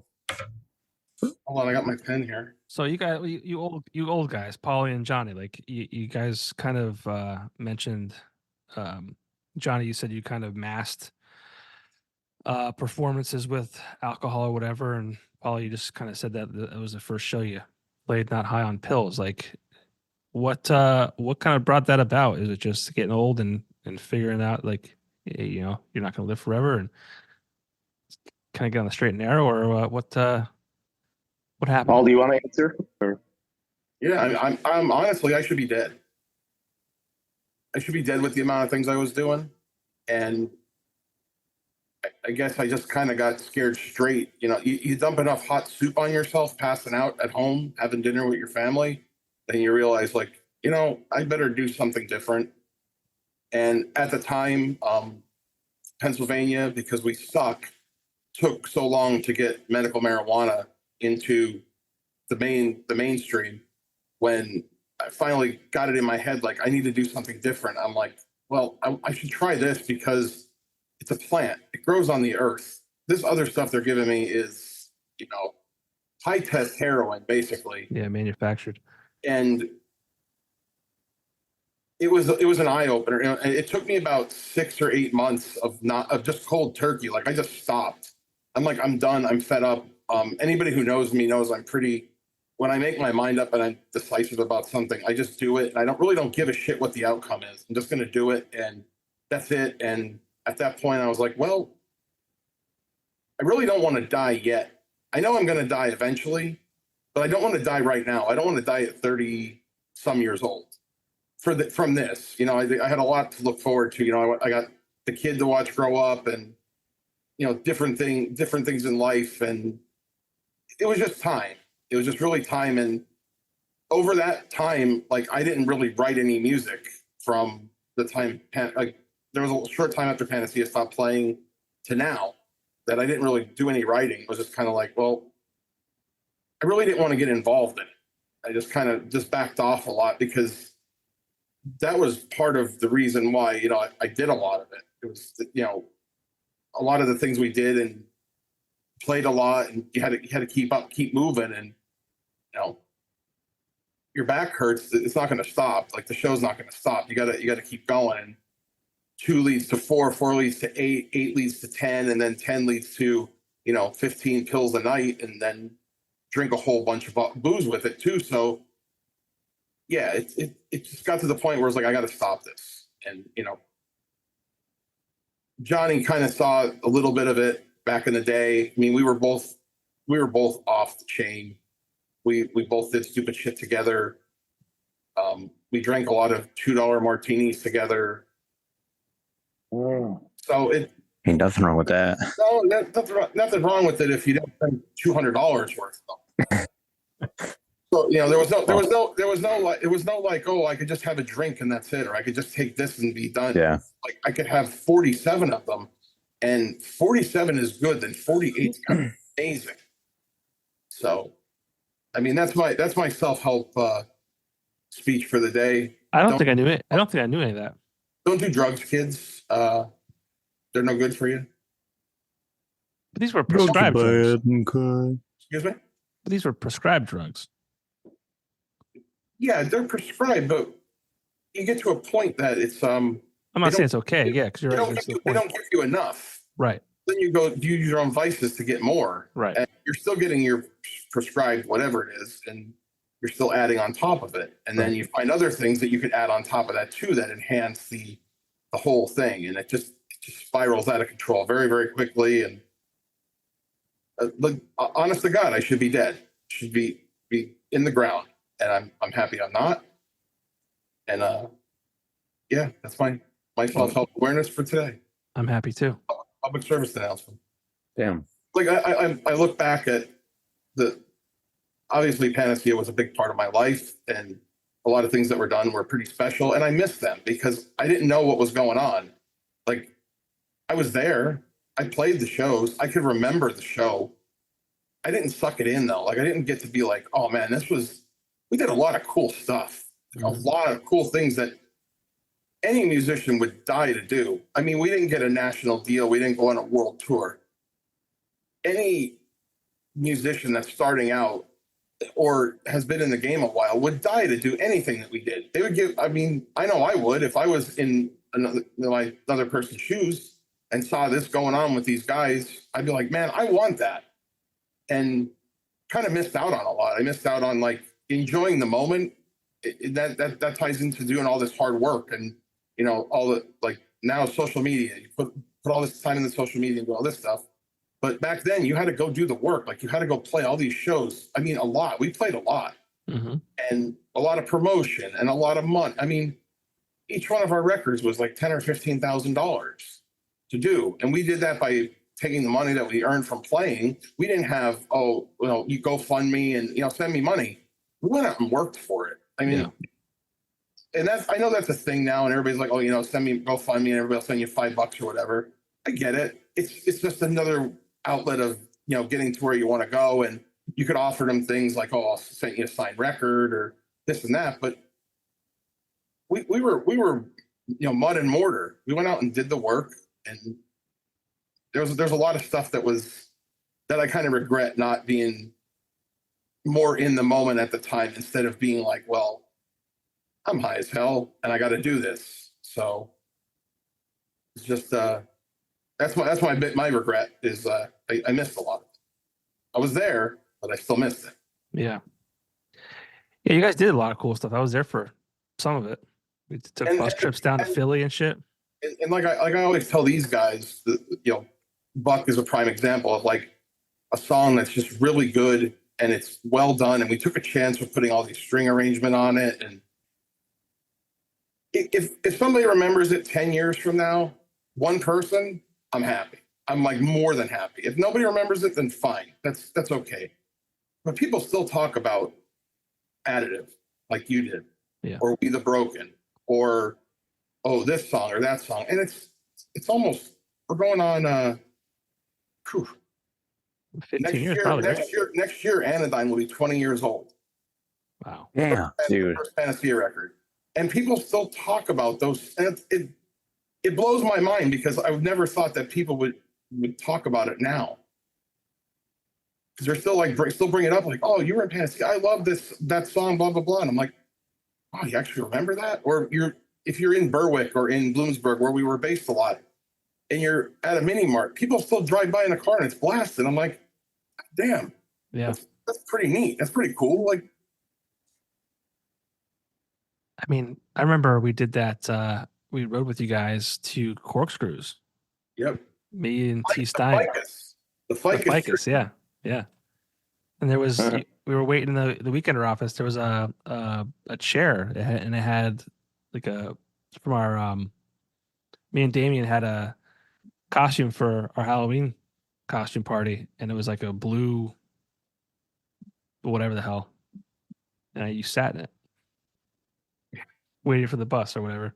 Sounds accurate. Yeah. Not a great story, but yeah. Do you have time to tell us again, please? No time. We got lost. But no, Panacea was awesome.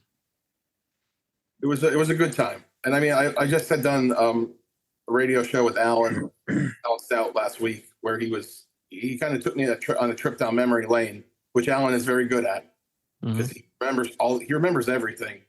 And I actually went home and I had to send him one of our songs that he didn't have, one of a Panacea song that didn't have, which I had to dig through like folders to find. And I was trying to ask Marty, how do you get these back on your iTunes Music? Like I'm an idiot. And I finally, he's like, dude, nobody does that anymore. Stop it. Nobody does that. You got to get Apple Music. Send me the link to Apple Music. I'm like, I don't want Apple Music. I have the stuff right here. I made it. I want to put it on my phone. So I finally figured it out. Sent Alan the song, and I'm like, I'll put this on. I haven't listened to it in a long time. Man, that was cool. Man, that was good.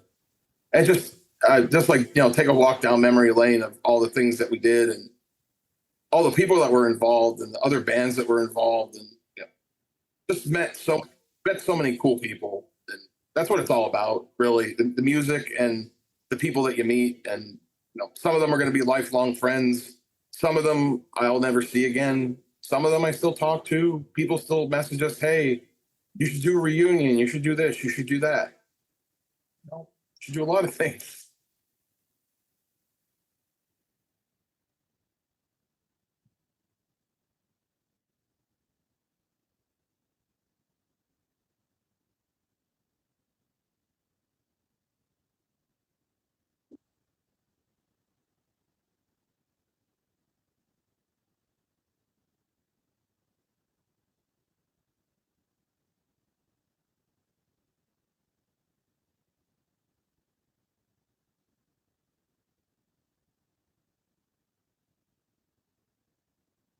I knew what high school you went to. I knew your own homeroom. I knew like what time you went to the bathroom.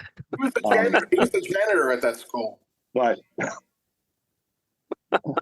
Like the janitor and Billy Madison, he's like, "Oh, sideburns, you want some of this milk? I got a cold beer." It'll never be our milk. But if you're asking if I ever met you, no. But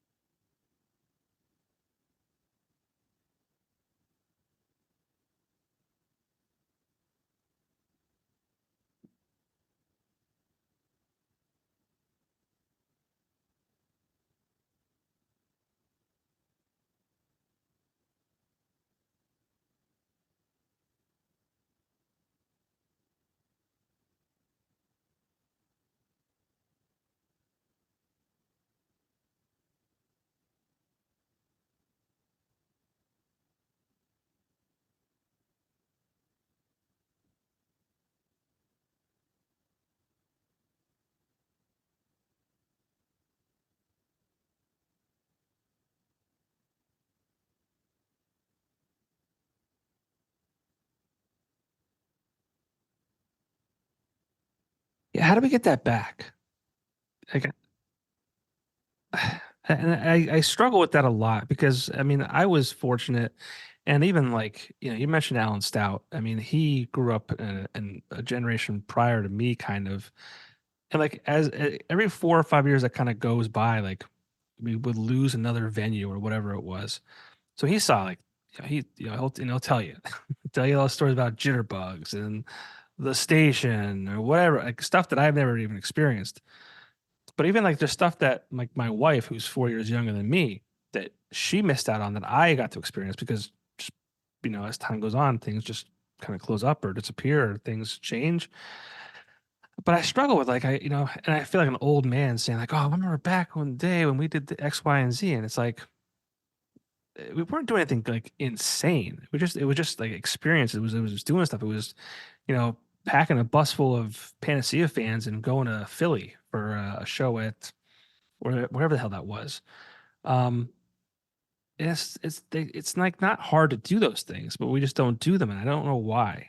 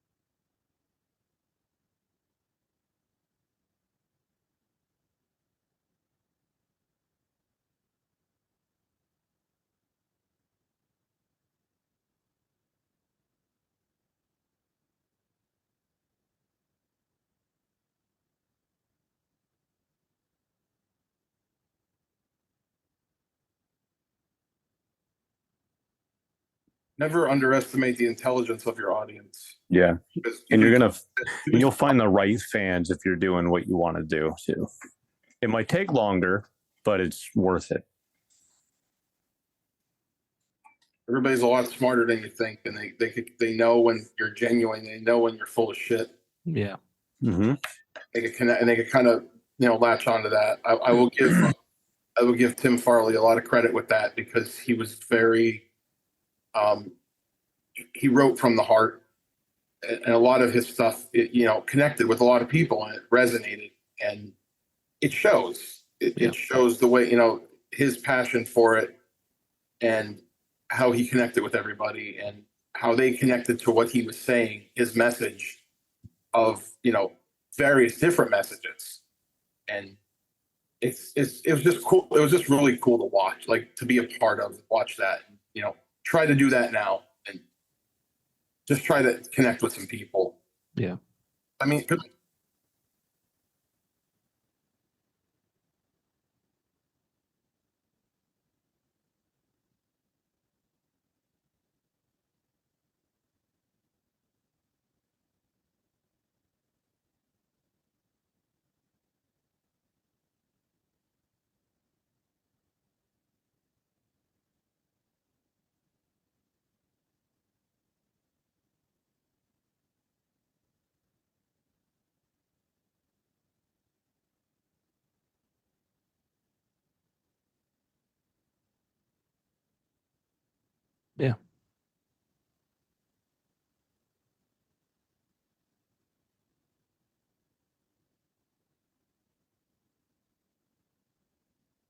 Mm-hmm.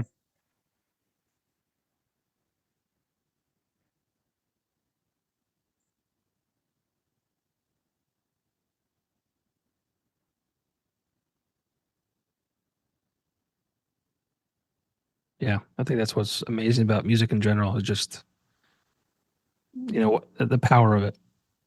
You can tie such random things to random songs, like even if they don't pertain to like the subject matter of the song. Like I know like certain songs from I used to listen to a lot when I really started to get into music. Like just like will bring like certain things and times like to my head that have nothing to do with what the song is about, but just take me back to when I was listening to that song, and like that really is what music is all about. Yeah.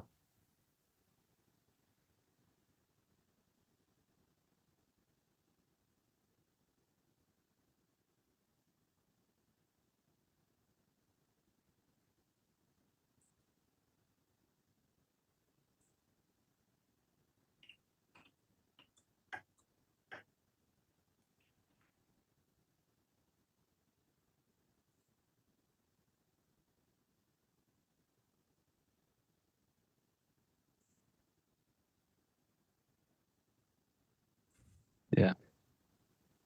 It still instills that feeling in you. Yeah. Yeah. Yeah.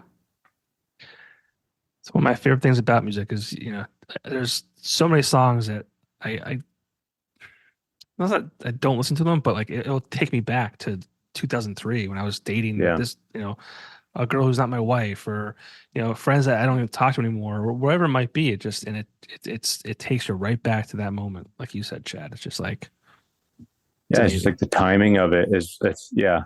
And I There are feel some like that crack me up where I'm like, that song is so weird for what it makes me think about, but it does, and it's just like I don't know. I like that. I love that. I don't know if it's because I'm getting older and like just my capacity in my brain has just kind of been limited, but I could for certain albums I could tell you almost to the day of the week it came out and what year. Because I would just attach like, because you waited for it. You waited 2 years sometimes for your favorite artist to release a new album. So like that was like, release date was like I was at Joe Nardone's Gallery Sound getting that album, and like it was like maybe I was traveling to a softball game or whatever it was, or dating this girl, or the beach trip with the guys or whatever it might be.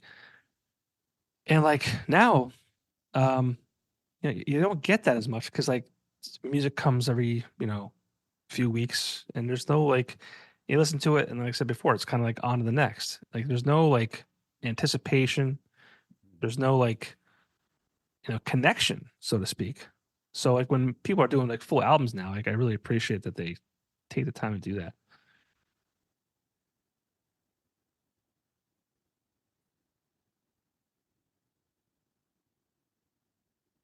True.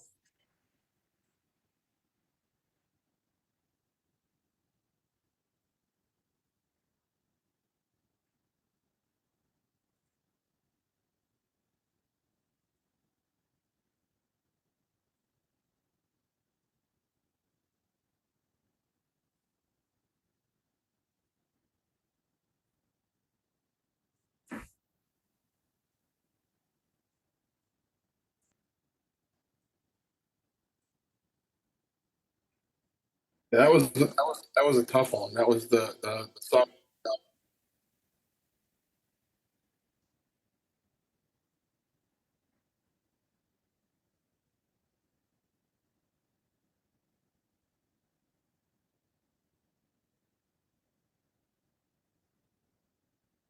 I I thought you just ate a bunch of like hot fries or something that day, but Well, it's funny that you should say that because I just shared the story um with if Kansas had trees, I believe it was. Similar story. Foo Fighters. My dad passed away on a Monday, and I was in Gallery Sound in 2005. The next day, buying "In Your Honor" from the Foo Fighters, and I remember playing that. My dad was he was dead, and we were making the funeral arrangements. I was in my mom's garage, sweeping the floor listening to that album.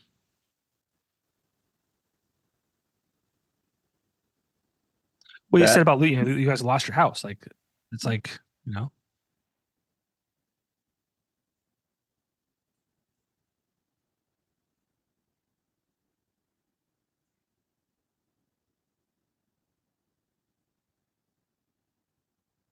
Right.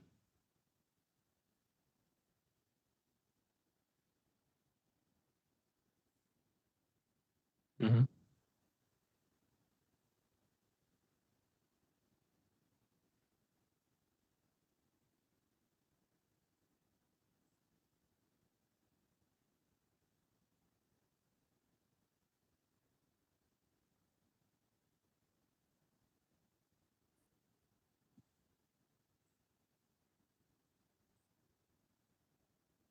Hmm. Yeah. Yeah, it's a hard album for me to listen to, though. You know, that Foo Fighters one for me, but such a great album.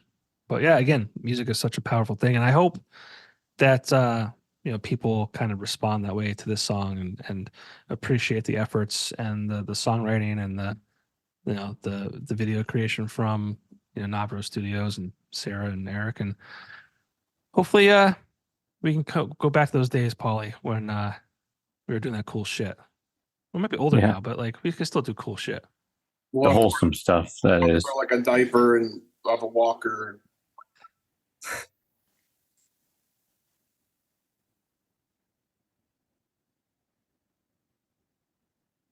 Yeah, we do. Which one? Okay. Yeah. Great double disc. See, I was going to say come and find out, but now he doesn't have to. Yeah. Well, when's the next? You said you have a show coming up. But when's the show after that? August, you said? Then we'll wrap things up here. Yeah, give me a second.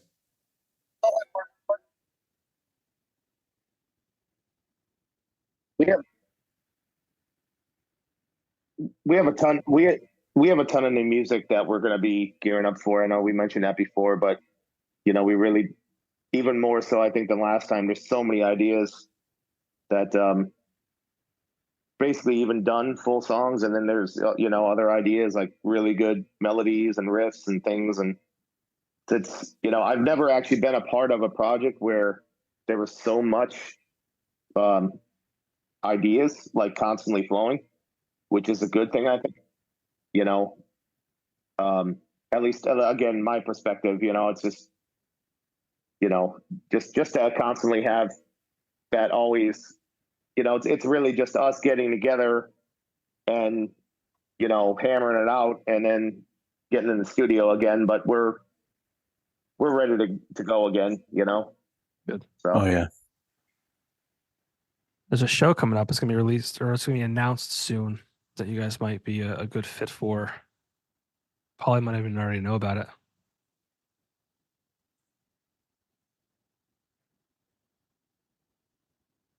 What was that? Who was Taylor that for? Swift. Yeah, of course. I wanted to go out and get hit by a car after that. I was so disappointed. Can you tell me off air? It was like the time the record executive told me I was too big, fat, and I'm like, okay, thanks. Sorry. You know what else is big and fat? Yep. Right here, buddy. Dave Money. Right there, baby. Well, I'll let you guys go. All right. We'll end it on Paulie crying. Leave it on big and fat. Big and fat. I don't give a shit. Not anymore though. Slimming down. Slimming down.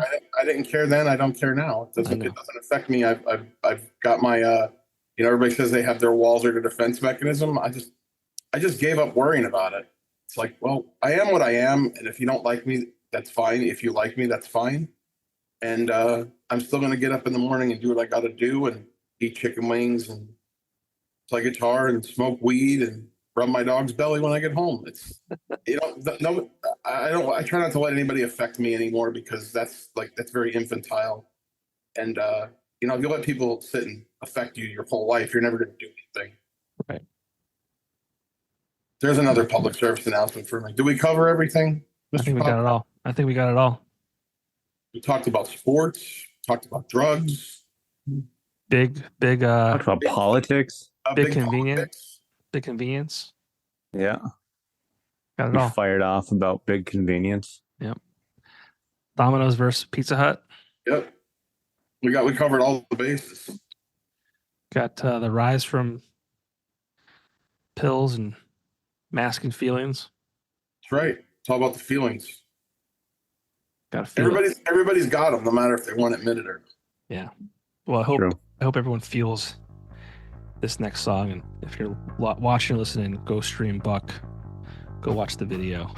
It's all good stuff. Thanks, Johnny. Thank you you. guys. Yes, sir. Stick around for 2 seconds. I want to hear about this. I got to hear it. But we'll see you.